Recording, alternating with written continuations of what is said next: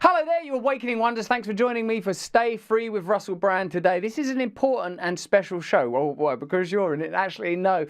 Because our guest, Maajid Nawaz, has walked a peculiar path in UK media. If you're American, you may not have heard of him. So let me just give you the headlines. He's been cancelled from legacy media. He's at the forefront of the conversation when it comes to subjects like Islam, assimilation and integration, and the subject of migration.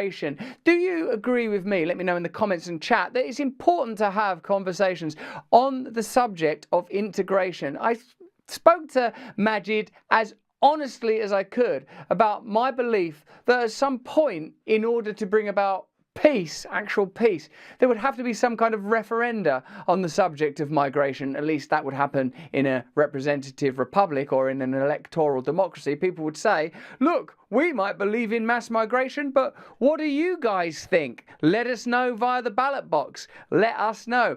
And I wish I'd covered this a little more because I think this is important. We talked a little bit about the unique example of the country of Ireland and how Ireland was condemned as racist in the same way that countries like yours, the United States of America, and mine, the United Kingdom, would be because of our imperialist colonial past, because of our foreign misadventures, because corporations in our name and under our flag have exploited the continent of Africa and nations across the world and therefore contributed to the migration crisis.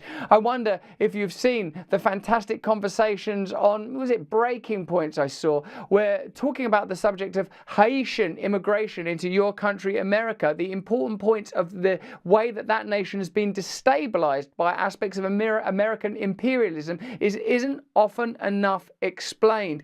If we are looking for ways, and are we doing this? Is this what we're trying to do? People from different communities to come together? Are we trying to do that to oppose centralized authoritarianism? Then these are the kind of conversations that have to take place, as well as the excellent conversation between Matt Walsh and what's that dude called on there, Gal? Yeah, Ryan Grimm, man, on Breaking Points. It's really worth having a look at that. It was a pretty fascinating conversation, even though the way you'll see it posted is like Matt Walsh gets schooled on Haitians and stuff.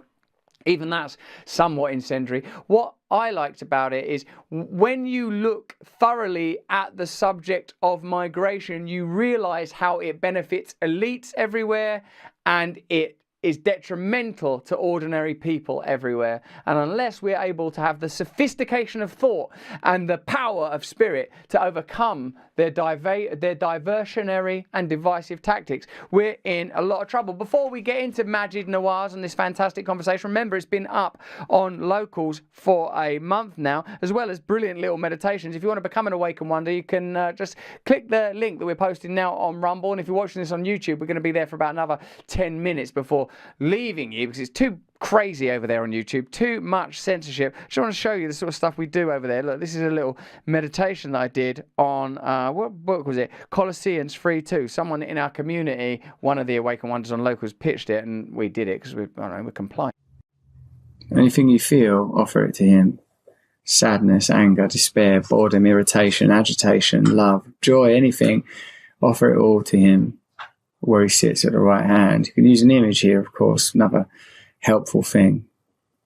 So we're not praying to a diffuse, non-temporal, aspatial entity, but to Jesus Christ, God made flesh, sacrifice that we may be atoned. Oh, I looked so much smarter that day, didn't I? I'm wearing that lovely shirt. That's my wife's shirt. Hair looked good. Feel kind of scruffy today. Sort of regret looking at that. Hey, the election campaign continues to be giddy, divisive, and scary, but Donald Trump is at least doing what he does rather well, entertaining at rallies. Let's have a look. We can do all of this and more, but patriotic New Yorkers must get your asses out to vote. How to get up? Get up. Harry, get up, Harry. Harry, get your fat ass out of the couch. You're going to vote for Trump today, Harry. Get up, Harry. Come on, let's go. Let's go, Harry. Harry, get your fat ass up off of the couch, Harry. Get your fat ass up. Compare that to the kind of stifled and stilted personhood of Kamala. Look, I don't mind who you vote for. I don't know anything. But like this is an old clip of Kamala saying, like, you know, that people should be able to forcibly enter homes to check your firearms, which I know is going to bug a hell of a lot of you. So I'm more interested in the essence, the charisma, the caliber of a person. That's not a person who should be running the country. Not even in a dystopia. Responsible behaviors among everybody in the community, and just because you legally possess a gun in the sanctity of your locked home doesn't mean that we're not going to walk into that home and check to see if you're being responsible and safe in the way you conduct your affairs. Have you heard from... I don't think they recognise that kind of stuff as authoritarianism. I don't think they do. I think they think that's the normal way to talk. And we've all been kind of schooled in it. And the pandemic kind of augmented the idea that you want the state to take care of you, or that you will permit the state to take care of you, that the state can enable corporations to take those kind of diabolical liberties. But it's always been there, the tendency. You can see it in that rhetoric there. Just because, you know, we might be able to come in your home and check your gun. Some, like, you know, I don't own a gun, but, you know, who knows what the future holds, guys? Who knows what the future holds?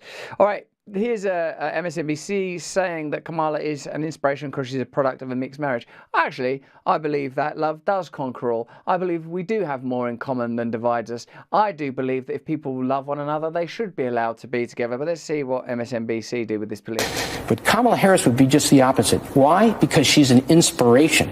Not only is she positive, and does she bring hope and optimism, but as a black woman, the product of a mixed marriage. It's not funny to see this guy saying, I don't know who he is, a former senior military official.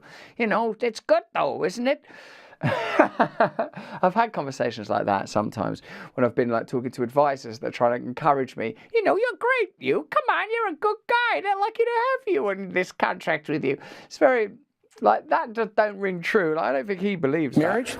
She will inspire millions of people throughout the world. Our credibility as a nation, you know, that we would be able to allow, our country is so great that we're allowed to. They probably won't mind, you know, all of the imperialism and the colonialism and the ransacking of their resources, or the backing up of NATO as there are endless wars, or the extraordinary mismanagement of the Middle East. All of that's going to fade into the background when they see the different types of people that confront up for globalist corporatist interests. A woman like that to become the commander-in-chief, the president of the United States, that is going to send a powerful message all over the world. People like Vladimir Putin are going to say, hey, wait a minute. These guys, you know, they truly have a democratic country. They truly are representative. They truly are fighting for all their people. And Kamala Harris is a manifestation of that. A minute, they're truly represent. We can't nuke them. They're trying their hardest. What were we thinking? They got Kamala Harris there. Stand down the nuclear weapons. Kamala Harris has said that she is unburdened by what might have been. I think we have been a little over-officious. Pretty insane reasoning. We can't make this content without the support of our many partners, and we certainly can't continue to make it on YouTube. If you're watching us on YouTube, click the link in the description and join me for my conversation with Maajid Nawaz, commentator, pundit, cancelled and banned man, articulate, brilliant speaker. Is the kind of conversation that makes me believe that there could be alliances that would mean we could finally oppose globalism. Click that link in the description. Join us over on Rumble, where free speech is acceptable and celebrated. You're going to love this conversation between us.